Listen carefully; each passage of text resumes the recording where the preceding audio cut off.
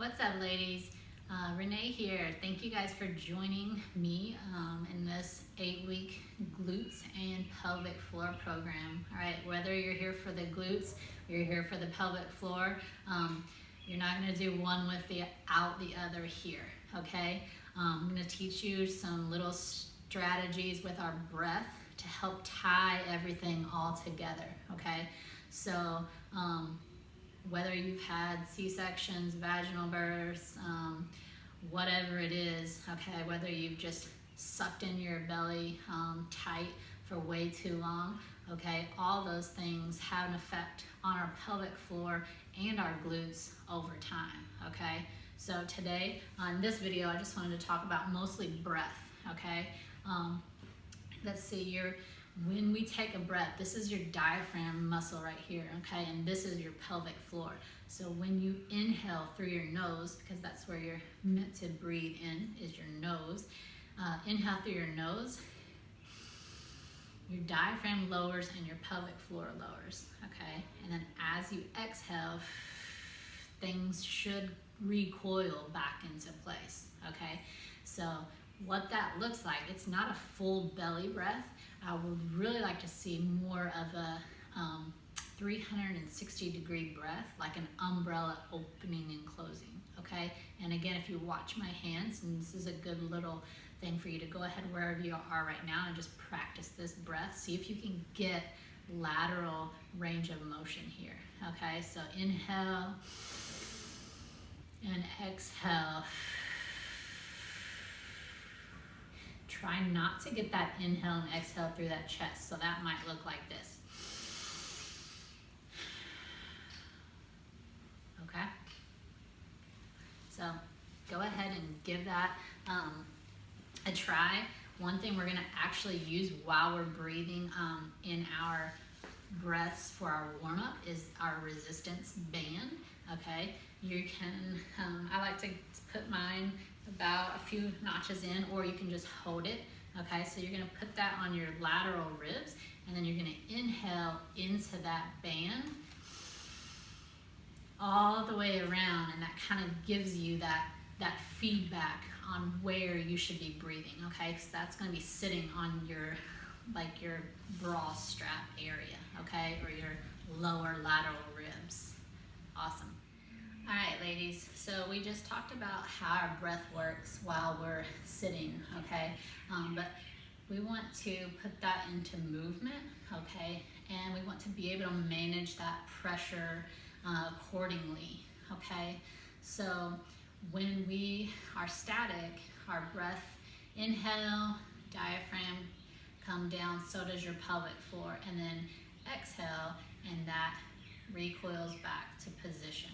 Okay, so a lot of times when people are working out, they either have that backwards, okay, when they inhale, they might be bearing down, or they may be holding their breath when they're working out, okay? And if you're holding your breath, like that Valsalva maneuver, you're still actually bearing down on that pelvic floor, okay? There's a time and place for that pelvic floor to relax, okay? But it's not while we're working out to be pushing against it, okay? You do want full relaxation and full contraction, okay? So think about doing a pull-up with your arm. If you never come to full extension, all right, and then pull, you're never gonna get the full strength because of that full range of motion. So if I just stay right here and do pull-ups in this range of motion all day, I'm never gonna get as strong as I can be, or as functional as I can be, if I don't fully come to extension and then flexion. Okay, so same goes with that pelvic floor. And one really, the reason why I have those relaxed portions in every single day, okay, is going to be, I want you to pay particular attention to that, especially if you think you might have a tight pelvic floor, okay, and sometimes that's painful sex, sometimes urine incontinence, different things can have symptoms from that tightness, or it's not necessarily a good thing to have a tight pelvic floor. So we're going to learn how to breathe and relax, not bear down, but breathe, relax, and then exhale. So inhale, relax, exhale, contract. Okay, that's what I want to teach you. And I want to teach you in the relaxed portions, just breathing, but then also in movement. Okay, let's talk about movement really quick. And we'll go over this in the future, so don't think if it goes right over your head today. I'm going to keep it super simple, but again, we will go over this again. So something easy to help while you're moving, we'll just go over an air squat for right now, but a good way to look at it is blow before you go. So if you're ever going to lift, move, and you can, number one, breathe. Don't ever hold your breath. Number two, if you can exhale when your pelvic floor is stretched out the most, or when you're being tasked with the